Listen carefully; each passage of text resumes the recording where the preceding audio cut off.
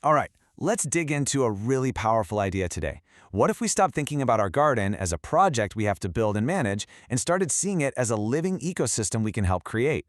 Most gardens, without us even realizing it, are consumers. They take water, they take nutrients from a bag, and they take a whole lot of our effort. We're going to explore how we can flip that whole script. So here's a question I want you to ask yourself. Is your garden a contributor to the local environment, or is it a consumer? Think about it. How much of what it needs to thrive, from fertility to water to pest control, comes from a bag, a bottle, or the end of a hose? The answer really tells you a lot about what the garden can no longer do for itself. Okay, let's break this down. On the left, we've got the garden a lot of us are familiar with, the input-based model. It's a cycle of dependency, right? You add synthetic fertilizer, you spray for pests, you're constantly watering. It works, sure, but it's a chore. On the right, that's the goal, a systems-based garden. This is a garden that creates its own fertility, manages its own water, and keeps pests in check all by itself. It actually becomes a net contributor. It gives back more than it takes. So how do we make that shift? Well, we're going to walk through 5 key steps. We'll start with rebuilding the life in your soil, then talk about capturing rainwater, planting a real food web, and creating habitat for wildlife. And then, the most important part, we'll see how all these pieces click together to create a system that pretty much runs itself. First up, rebuilding your soil's biology. Honestly, this is the foundation. If you get this part right, everything else gets so much easier. And it all boils down to one amazing ingredient: compost. To really get why compost is such a game changer, we have to talk about what synthetic fertilizers do, and more importantly, what they don't do. They're a quick fix, right? They mainline nitrogen, phosphorus, and potassium directly to the plant. It's fast, it works, but, and this is a huge but, it completely ignores the massive biological system in the soil that's supposed to be doing all that work for free. Over time, that system just kind of gives up. It goes dormant. And this is the result. I mean, look at this number. Healthy natural soil has about 1 billion bacteria in a single teaspoon. 1 billion. But in your typical suburban soil that's been fed synthetic inputs for years, that number can plummet by 90% or even more. The entire workforce has basically been laid off. So when you add good finished compost, you're not just adding nutrients, you are literally reintroducing an entire workforce. We're talking bacteria, fungi, protozoa, all the tiny organisms that unlock minerals from sand and clay, that shuttle water to roots, and that protect your plants from disease. No fertilizer in a bag can do any of that. Full stop. And the physical changes are just incredible.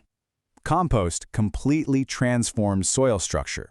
It acts like a glue in sandy soil so it can finally hold water, and it breaks up heavy clay so air and roots can get through. In fact, soil with plenty of compost can hold 15 to 20% more water from every rainfall. And get this, those fungal networks it supports can act like a massive root extension, increasing a plant's reach for water and nutrients by 10, even 100 times. Okay, let's move on to our second practice, capturing rainwater. Now, the obvious benefit is, saving a little on your water bill, but that's actually the least interesting part of this whole story. The real win here is turning a major pollution problem into an incredible resource for your garden. Just think about it for a second. When rain hits your roof or a driveway or a compacted lawn, it doesn't soak in, it just runs off. And on its way, it picks up fertilizer residue, pesticides, oil from the driveway, all sorts of stuff.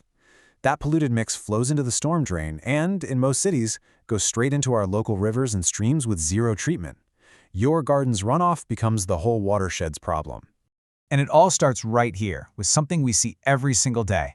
A single downspout from an average-sized roof concentrates a shocking amount of water and just shoots it off your property. But what if we could stop it and use it? The numbers here are kind of mind-blowing. Just 1 inch of rain falling on a pretty small 1,000 square foot roof generates about 600 gallons of water. An average U.S. home could easily be shedding over 1,000 gallons in just one storm. That is a massive amount of water just being wasted. Now, a standard rain barrel, which is a fantastic start, holds about 55 gallons. So you can see it's only capturing a tiny fraction of the total runoff from a decent storm. That's why thinking bigger, maybe combining a rain barrel with a simple swale, which is just a shallow ditch that lets water slow down and soak in, can make an even bigger impact. Okay, practice number 3 is all about the plants themselves. We hear all the time that native plants are great because they're low maintenance and don't need a lot of water, and that's true. But their most important job has nothing to do with saving us work, It's about rebuilding the local food web from the ground up. This quote just nails it.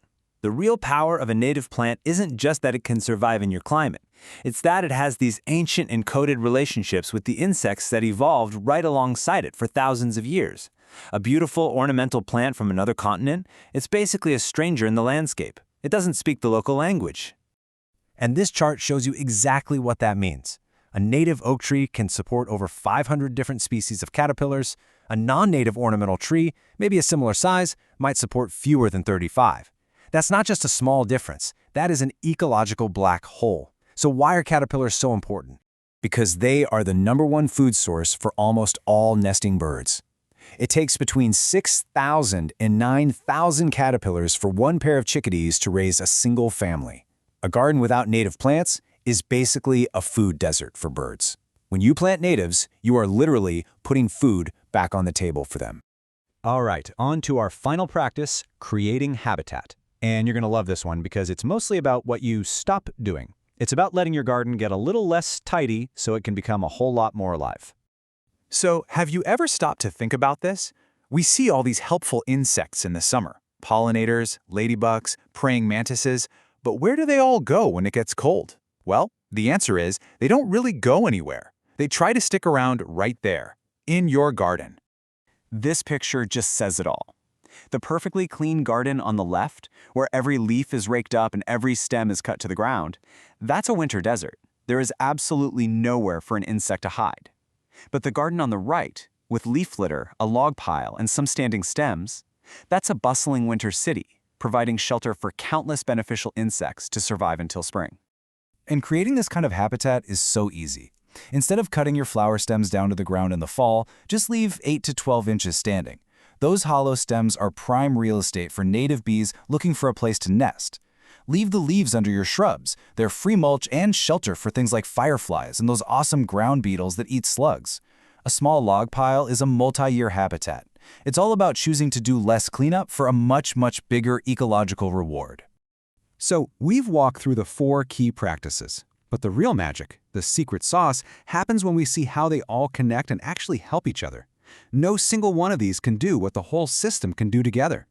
This is where it all clicks. Each practice doesn't just do its own thing, it makes the other practices work even better. For instance, your compost builds that rich, moist soil, right? Well, that might attract slugs, but because you also left the leaves, you've provided a winter home for predatory ground beetles, which then come out and control the slug population for you. You see? You're not solving 4 different problems, you're building one interconnected solution.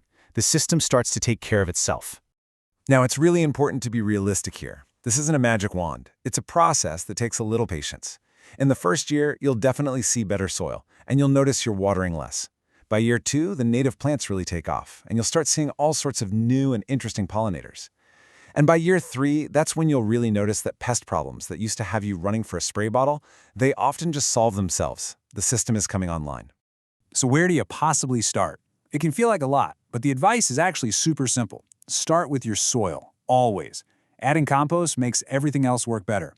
After that, just try to add one new practice each season. Maybe put in that rain barrel in the fall, plant a little patch of natives in the spring, and just pay attention to the small signs that the system is starting to work.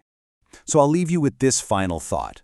This isn't about creating a perfect ecological masterpiece overnight.